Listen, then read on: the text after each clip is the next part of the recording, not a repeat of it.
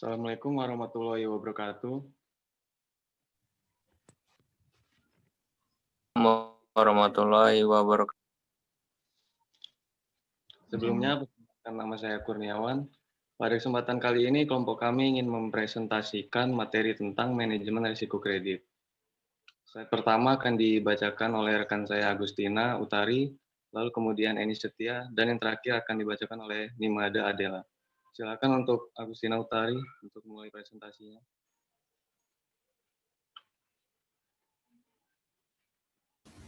Definisi risiko kredit.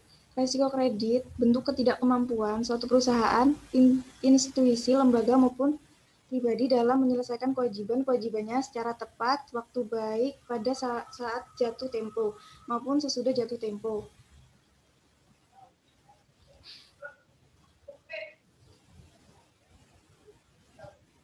Risiko kredit jangka pendek dan jangka panjang. Risiko yang bersifat jangka pendek, short term risk, adalah risiko yang disebabkan karena ketidakmampuan suatu perusahaan memenuhi dan menyelesaikan kewajiban yang bersifat jangka pendek. Yang kedua, risiko yang bersifat jangka panjang atau long term risk adalah ketidakmampuan suatu perusahaan menyelesaikan kewajiban jangka panjangnya. Analisis risiko kredit menggunakan pedoman 3R, yaitu return. Berkaitan dengan hasil yang diperoleh dari penggunaan kredit yang diminta, apakah kredit tersebut bisa menghasilkan pendapatan yang memadai untuk melunasi hutang dan bunganya. Yang kedua, repayment capacity berkaitan dengan ketidakmampuan perusahaan yang mengambilkan pinjaman dan bunganya saat jatuh tempo. Yang ketiga, risk bearing ability berkaitan dengan ketidakmampuan perusahaan menanggung resiko kegagalan yang berhubungan dengan penggunaan kredit. Jadi, yang penting dinilai jaminan dari kredit tersebut ada 5 pedoman. Yang pertama, karakter, yang kedua capacity, ketiga kapital, yang keempat kolateral, yang kelima conditions. Selanjutnya akan dibacakan oleh rekan saya.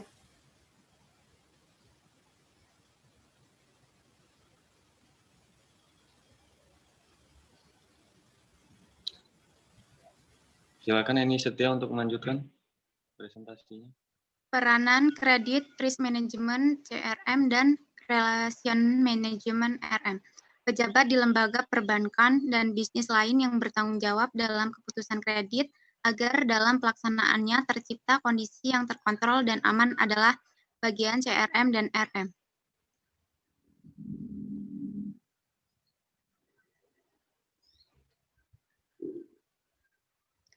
Kualitas perjanjian kredit mampu meminimalisasi risiko. Cara meminimalisasi risiko adalah dengan memperkuat perjanjian kredit, yaitu perjanjian agreement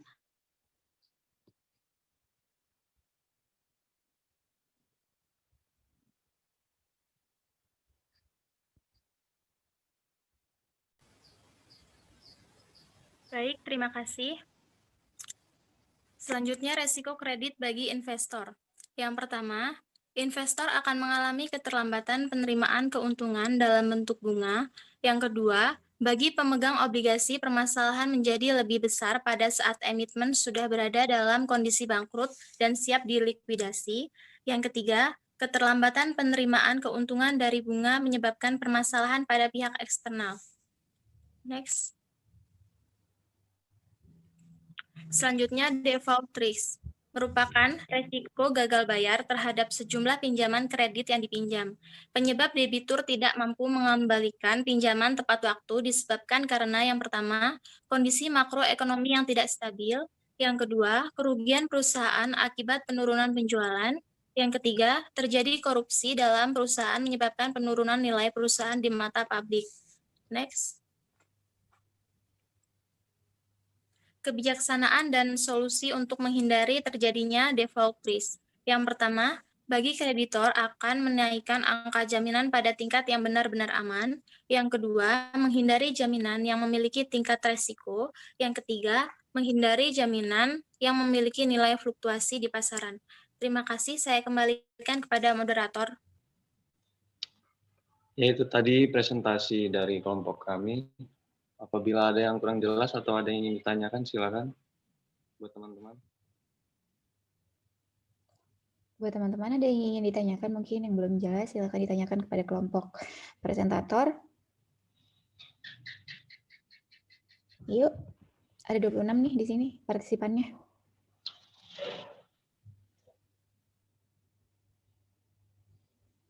Tidak ada yang ditanyakan, kalau gitu silakan buka slide saya.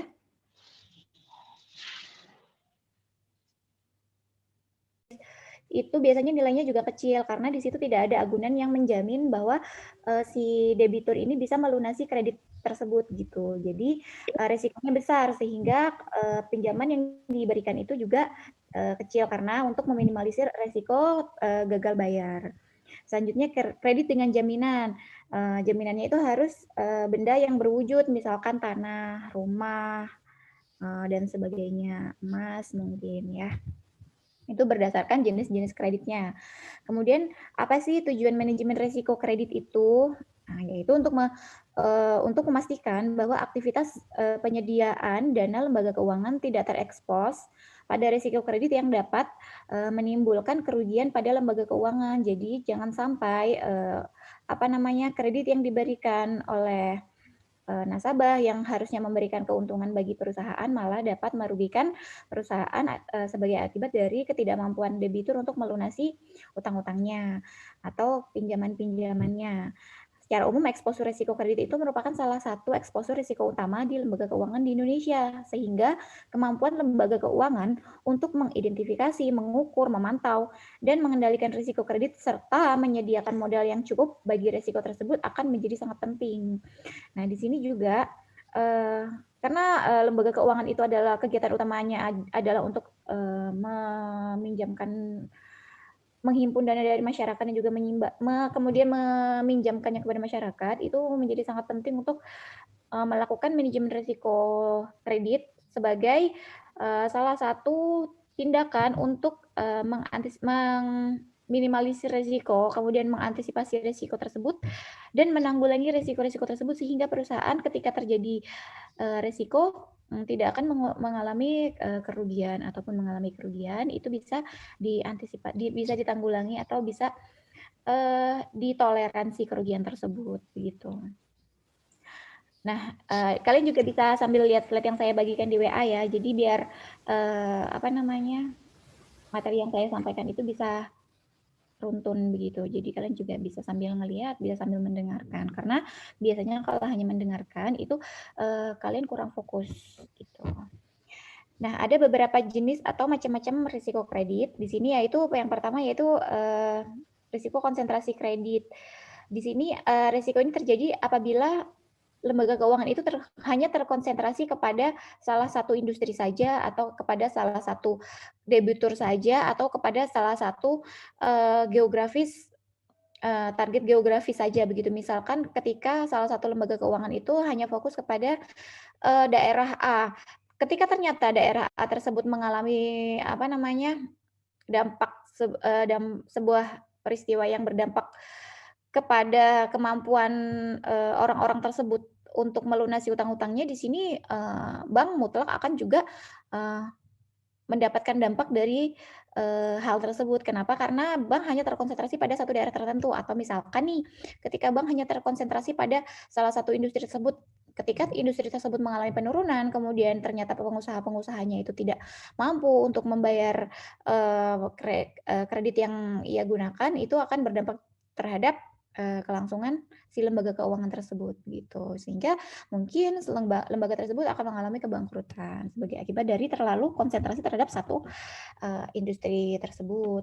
Jadi baiknya tidak hanya terkonsentrasi dari satu industri saja, tapi juga ke industri lainnya untuk mengantisipasi agar ketika industri misalkan industri A mengalami kebangkrutan, bank atau lembaga keuangan itu tidak terlalu terdampak karena masih ada industri-industri lain yang menopang perekonomian begitu.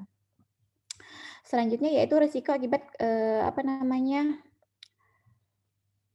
ada di sini kegagalan settlement.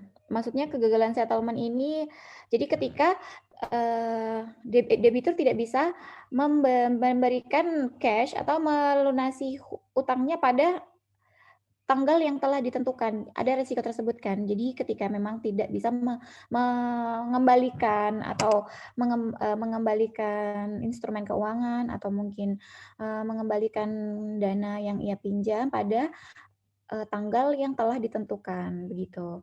Kemudian ada country risk. Country risk ini risiko sebagai akibat dari terjadinya kondisi ekonomi yang baik itu ekonomi atau politik yang menimpa suatu negara di mana negara tersebut kemudian mengalami penurunan sehingga dia kemudian tidak mampu untuk membayar pinjaman-pinjamannya begitu, atau malah itu bisa berdampak ke penurunan nilai mata uang sehingga berdampak juga untuk transaksi-transaksi yang mungkin dilakukan menggunakan mata uang asing sehingga banyak pengusaha-pengusaha di bidang tersebut yang mengalami kebangkrutan. Selanjutnya yaitu risiko akibat dari kegagalan pihak lawan. Di sini atau dinamakan dengan counterparty risk. Contohnya gini, jadi misalkan seseorang melakukan pembelian rumah di bank, salah satu bank. Kemudian dia belum melunasi utang tersebut, tapi mereka sudah bersepakat untuk menjual dan membeli rumah tersebut di angka 100 juta misalkan. Jadi angka tersebut sudah ditetapkan, kemudian debiturnya sambil melunasi hutang tersebut, sambil rumah tersebut dibangun. Ternyata pada pertengahan jalan terjadi kenaikan nih di harga-harga bangunan, sehingga bank mengalami kerugian karena harga sudah ditetapkan di awal, tapi ternyata di tengah jalan ada kenaikan bahan-bahan bangunan. Nah, hal tersebut kan menyebabkan biaya pembangunan rumah tersebut juga menjadi tinggi sehingga bank itu mungkin mengalami kebangkrutan gitu. Itu juga harus dianalisis resiko tersebut. Nah, di sini ada beberapa penyebab kredit gagal. Di antaranya ada faktor intern dan faktor ekstern. Faktor internnya itu adalah mungkin adanya self dealing atau tindak kecurangan dari aparat pengelola kredit, misalkan di dalam satu bank karena mungkin saudaranya atau mungkin kenal, sebetulnya profil orang tersebut itu tidak memenuhi untuk mendapatkan kredit, tapi ternyata diloloskan sehingga itu berisiko tinggi mengalami gagal bayar. Selanjutnya itu kurangnya pengetahuan atau keterampilan dari para pengelola kredit. Makanya di sini untuk pengelola kredit itu sendiri harus di-training dengan baik sehingga dia bisa melihat profil risiko dari nasabahnya. Kemudian ia bisa mengantisipasi risiko-risiko tersebut hingga kemudian ia bisa menyalurkan kredit tepat sasaran kepada nasabah-nasabah yang memang potensial gitu. Kemudian lemahnya organisasi dan manajemen bank bersangkutan. Di sini juga menjadi risiko intern, faktor intern. Tidak adanya kebijakan pengkreditan yang baik pada bank bersangkutan. Itu juga termasuk lemahnya organisasi manajemennya ya. Jadi tidak ada kebijakan perkreditan yang menyebabkan kalau tidak ada standar atau mungkin SOP khusus atau tidak ada penyaringan secara ketat untuk nasabah-nasabah yang akan mendapatkan kredit dari bank tersebut. Ada juga faktor eksternnya. Faktor eksternnya yaitu tingkat perekonomian makro, politik, kebijakan pemerintah itu juga mempengaruhi ya, karena di situ juga akan mempengaruhi nilai pasar. Gitu. Kemudian ada bencana alam di satu daerah sehingga kemudian orang-orang debitur-debiturnya ya tentu tidak akan mampu untuk melunasi utang-utangnya begitu karena memang terjadi bencana di daerahnya. Selanjutnya adanya kesulitan atau kegagalan dalam proses likuidasi dan perjanjian kredit yang disepakati. Mungkin di sini ada jaminan-jaminan yang ternyata dia tidak liquid begitu. Jadi sebaiknya untuk para kreditur itu melihat dulu jaminannya apakah mudah atau sulit untuk dilikuidasi. Ketika ternyata sulit untuk dilikuidasi itu menjadi resikonya semakin tinggi begitu untuk penyaluran kreditnya.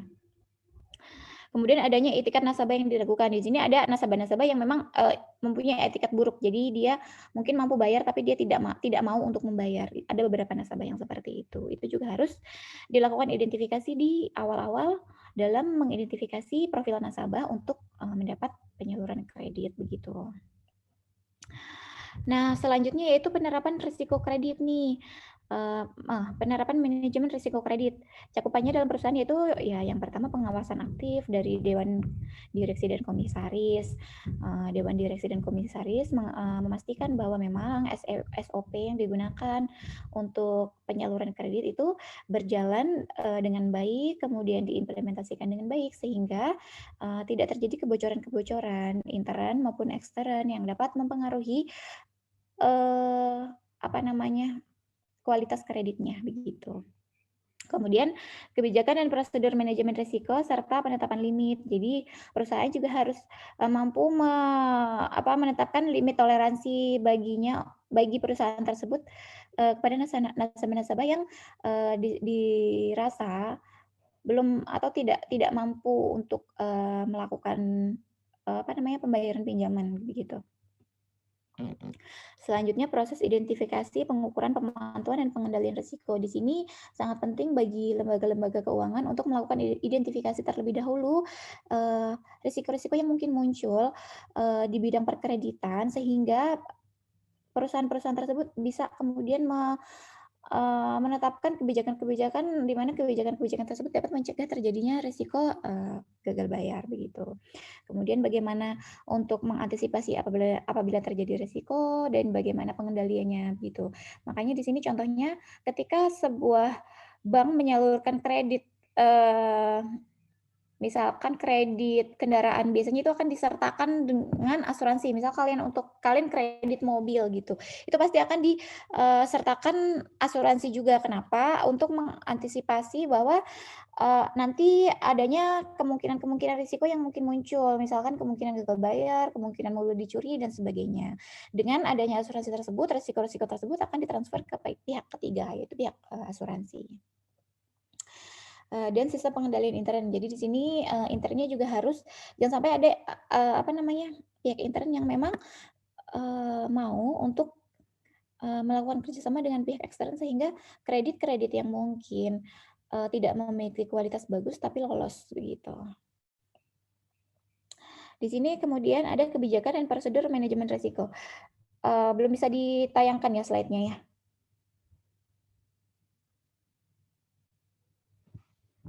Belum bisa? Ya udah kalau belum bisa kita lanjut ya. Nah, di sini ada kebijakan dan prosedur manajemen risiko.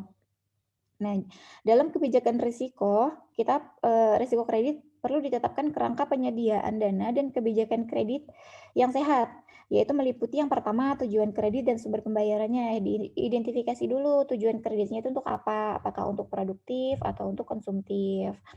Kemudian sumber pembayarannya itu apa nih? Nanti ketika ternyata kreditnya untuk konsumtif, ada tidak ya sumber-sumber pembayaran yang bisa diakses untuk melunasi kredit tersebut. Kemudian yang kedua yaitu profil risiko debitur dan mitigasinya, serta tingkat sensitivitas terhadap kondisi ekonomi dan pasar. Maksudnya di sini adalah profil risiko yang risiko debitur. Jadi apakah ia punya punya blacklist ya kalau di bank itu namanya sih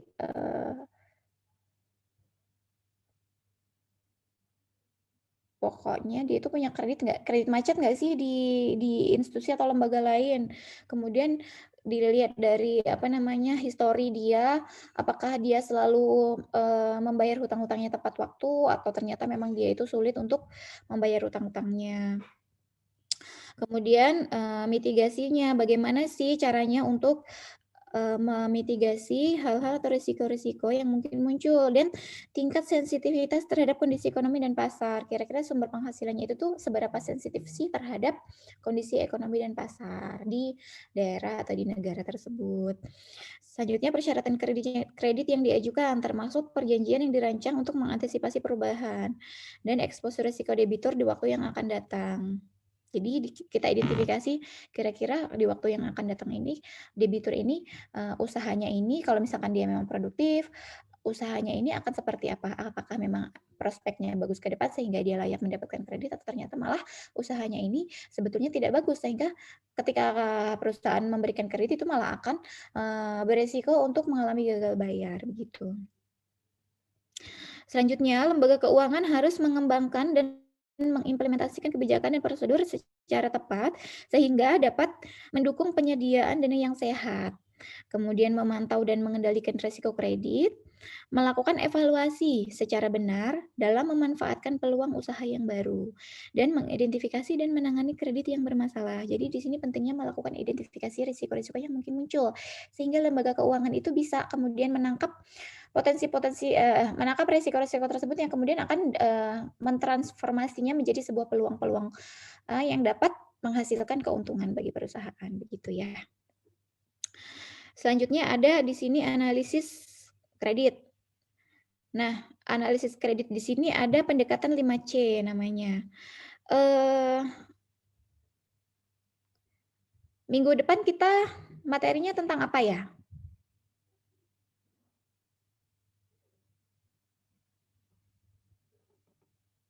Minggu depan materinya tentang apa? Kelompok minggu depan ada yang presentasi nggak ya?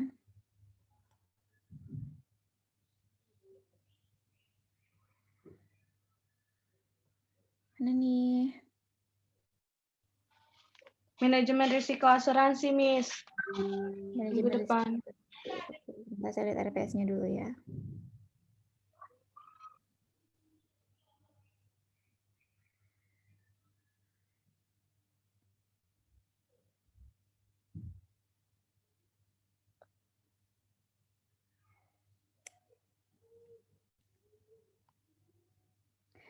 Kredit asuransi, manajemen risiko lembaga pembiayaannya. Asuransi, sebentar. Harusnya manajemen risiko kredit ini di pertemuan 12 ya. Ini baru pertemuan 11. Baik, kalau gitu minggu depan kita masih bahas manajemen risiko kredit aja ya. Jadi kelompok minggu depan diulas lebih jauh lagi mengenai manajemen risiko kredit. Kemudian diberikan contoh perusahaan yang mungkin mengalami risiko-risiko kredit gitu. Jadi diulas lebih jauh lagi mengenai manajemen risiko kredit. Kan banyak sih perusahaan-perusahaan yang mungkin mengalami gagal bayar sehingga mungkin perusahaan tersebut bangkrut gitu ya. Atau mungkin ada lembaga pembiayaan yang bangkrut, itu dianalisis. Kenapa sih bisa bangkrut begitu? Gimana? Oke ya. Jadi nanti pertemuan ke-13 baru kita lanjut lagi ke manajemen risiko asuransi sesuai dengan RPS-nya. Gitu ya. Nah, materi untuk manajemen risiko kredit ini saya stop dulu sampai di sini. Saya lanjutkan di minggu depan. Oke? Baik. Oke, baik. Sampai dengan di sini ada yang ingin ditanyakan? Miss, yang cara ngelanjutinnya itu kelompok selanjutnya apa atau tetap kelompok 7? Kelompok selanjutnya. Kelompok yang presentasi minggu depan. Ada lagi? Ada lagi nggak? Terkait materi, kalau misalnya tidak ada yang ingin ditanyakan di sini, silakan ditanyakan melalui forum apabila ada hal-hal yang mungkin belum dimengerti atau mungkin ada hal-hal yang ingin didiskusikan ya. Tapi sejauh ini sudah memahami atau masih bingung?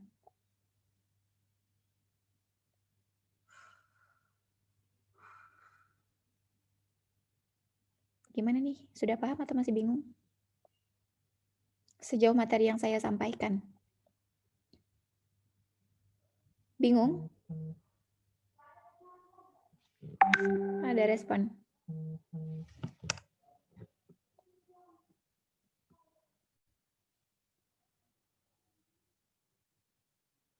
Paham atau bingung nih? Paham, Miss. Yang lain? Paham, Miss. Paham.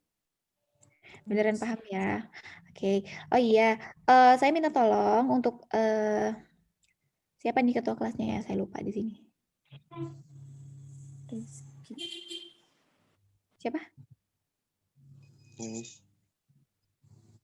Rizky. Rizky ya? Iya. Oke, Rizky nanti silahkan. Saya minta tolong untuk dibuatkan ini ya Ki. Silahkan kerjasama dengan sekretarisnya. Minta tolong untuk dibuatkan absensi kalian berdasarkan abjad nama. Kemudian di situ di list juga absensi namanya itu di list juga nama kelompoknya, kemudian dia presentasi tentang apa, gitu ya, di Microsoft Excel. Oke? Oke, baik. Terima kasih, saya cukupkan pertemuan kita di hari ini. Ini tolong ditanya teman-temannya nih, kok kita partisipannya cuma 26 orang, biasanya kan kita sampai 40-an orang, itu pada kemana? Tolong ditanyakan. Kemudian jangan lupa capture untuk absensi. Sudah belum? Sudah, Miss. Sudah ya? Silakan share linknya di grup. Jangan lupa untuk review-review lagi materi-materi yang kemarin kita sudah ikut di kelas-kelas sebelumnya. Terima kasih untuk hari ini. Selamat beraktivitas. Mohon maaf kalau misalkan saya ada kesalahan. Wassalamualaikum warahmatullahi wabarakatuh. Waalaikumsalam warahmatullahi wabarakatuh.